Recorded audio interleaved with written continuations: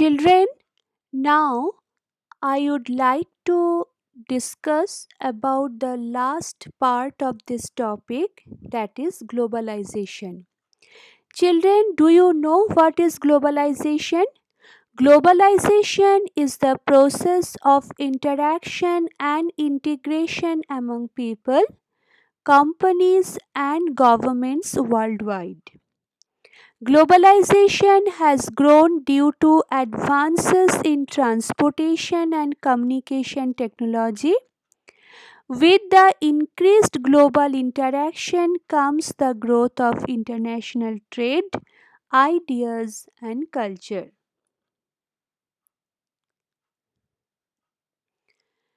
Children, in political science, I discussed about globalization. I told you that after the end of Cold War, trade and economic relations between countries became more open. As been mentioned before, capital, labor markets, and information began circulating globally. The give and take of ideas among people all over the world grew. Due to the revolution in information technology, different events and developments began to be known everywhere. The boundaries between nations did not remain as sacrosanct as they were before. All these processes are together called globalization. Just as globalization has brought us benefits, it also caused losses. For example, as the economies of different countries got linked with each other, trade increased, economic unification grew, plenty of products became available in the market, but the gap between the poor and the rich nations did not reduce. So, children, I discussed all these points in political science and you came to know.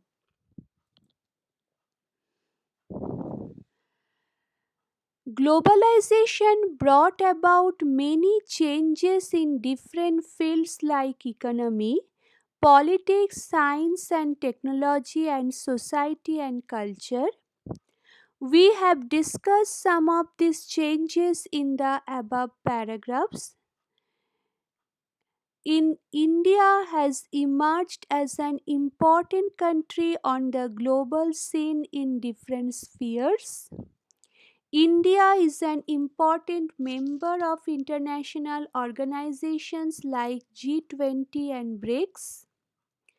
India has experienced an important revolution in the field of telecommunication technology. So, children, in globalization, there is changes in economy, politics, science, technology, society and culture. India emerged as an important country on the global scene in different spheres. India became the member of G20 and BRICS. Also, we have seen the revolution in telecommunication sector.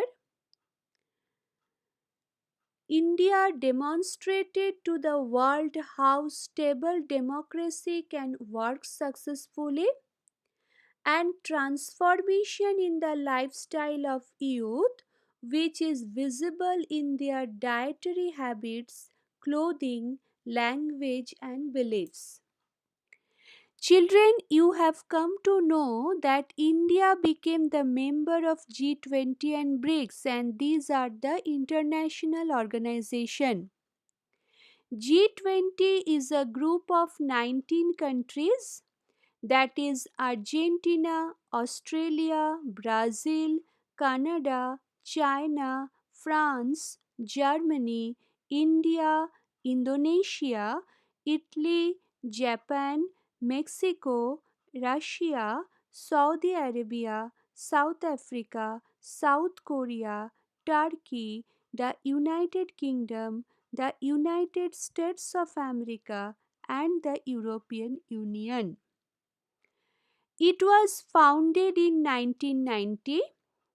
G20 aims to formulate policy among member nations for the promotion of international financial stability. It promotes financial regulations that reduce risk and prevent future financial crises. It aims at creating a new international financial structure and to modernize the economy of member nations.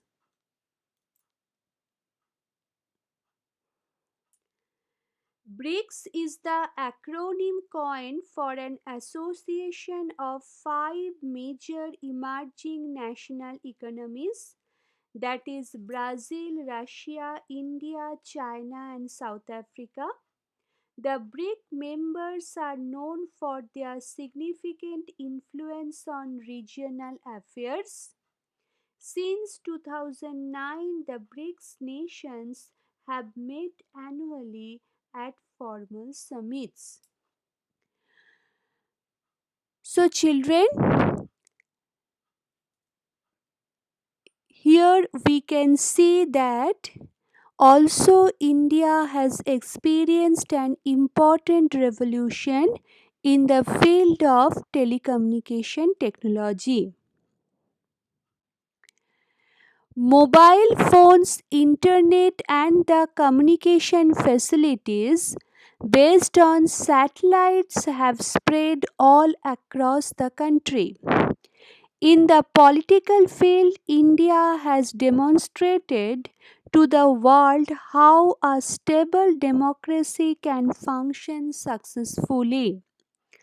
All this has resulted in a total transformation in the lifestyle of Indians and especially the youth. These changes are visible from their dietary habits, clothing, language, and beliefs. So, children, here you have come to know about the different changes which was happened in our society after 1991. So, children, today I have covered the topic India events after 1960. In this particular topic, a lot of things I have discussed. You have come to know a lot of events which were happened in our country. Decade wise, I have discussed 1960s, 1970s, 1980s, and also the changes which was happened after 1991. So now, children, you should go through the topic carefully. It is very necessary to read your textbook because so many points are discussed in this topic. You should read your textbook carefully. If you read your textbook as well as if you listen to the video carefully, I think you will not have any problem to understand the topic. So many points are discussed.